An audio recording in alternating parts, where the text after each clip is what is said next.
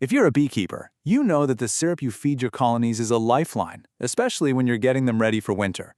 But what if that lifeline is actually a poison in disguise? And how on earth would you even tell the difference? Let's dive in. Okay, so take a look at these two syrups. They look identical, right? Crystal clear. They smell perfectly normal. And your bees, they are just lapping them both up. But here's the really scary part. One of these is totally safe, and the other is a serious, serious threat to your hive's health. This is the mystery we're going to solve today, because what you can see, smell, and observe with your own eyes, well, it's just not enough. All right, so first things first, let's just bust some of the most common myths about syrup quality. You know, the very things that might be giving you a false sense of security. I hear this one constantly, and you know what? It makes sense. I mean, on the surface, it feels like the most reliable indicator you've got. If the bees are going after it like crazy, it must be good for them, right? But here's the kicker, the really shocking truth that the science is telling us. Bees might actually drink bad syrup even faster than the good stuff. So that fast feeding you thought was such a great sign could actually be a huge warning you're missing. The big takeaway here is that we just can't rely on the bees' behavior alone to tell us what's safe. And hey, it's not just about how fast they drink it. As we just saw, color is pretty much useless. Degradation doesn't always make syrup turn dark, and your own sense of smell or taste, that can be really misleading too, especially if you use additives like lemongrass oil, which can easily cover up the first signs of fermentation. Even something that feels scientific, like a pH meter, only gives you a tiny piece of the puzzle. It's a clue, sure, but it is not the full story. Okay, so if we can't trust our eyes, our noses, or even a basic pH test, what are we supposed to do? Well, this is where we have to go a little deeper. We've got to dive into the real science of what makes a syrup safe for a bee to actually digest. And that brings us to this really important concept, titratable acidity. Now, don't let the name scare you. It's actually pretty simple. It's just a measure of how hard a bee's little gut has to work to neutralize the acid in the syrup it's eating. See, their midgut naturally wants to be at a pH of about 6.0. If the syrup is too acidic, their system has to work overtime to balance it out, and that causes some serious digestive stress. And thanks to research from Dr. Rob Curry, we actually have some really clear, simple numbers to work with. The test basically measures how much of a base solution it takes to get that syrup sample to the target pH of 6. Think of it like a stoplight. If it takes less than 2 milliliters, you're in the green. It's safe. Between 2 and 5 milliliters, that's yellow, caution territory. But if it takes more than 5 milliliters, you're in the red.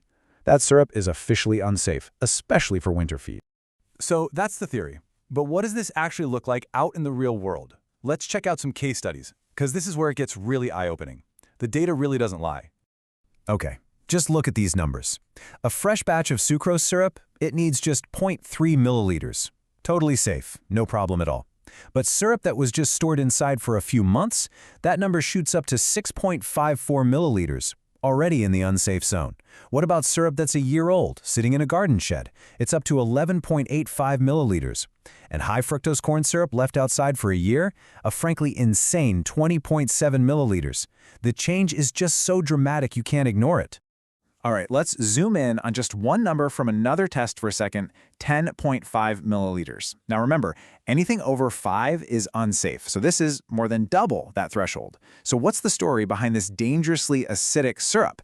Well, that 10.5, that came from a big tote of syrup that was just left outside over a summer. Now get this, a different tote from the exact same batch of syrup was kept inside in a cooler spot, and it tested at 6.54 milliliters. That is a huge difference, and it proves one thing beyond a shadow of a doubt. How you store your syrup, especially when it comes to heat, is absolutely everything. All right, so we get the problem, we get the science behind it, so the big question is, what can you, the beekeeper, actually do about all this? Let's put together a simple action plan to keep your colonies safe. Okay, so these are the red flags you need to be watching out for. Did you hold on to syrup, especially through a hot summer? That's a big one. Are you noticing a lot of frothing or bubbles? That's a sign of fermentation. Have you checked it with a refractometer and the sugar level is dropping? That means it's breaking down. And of course, if you stored it in containers that weren't perfectly clean, that's a risk. Look, at the end of the day, when in doubt, just get it tested. It's such a small price to pay for peace of mind and the safety of your bees. So what if you do have some sketchy-looking syrup? What's the game plan?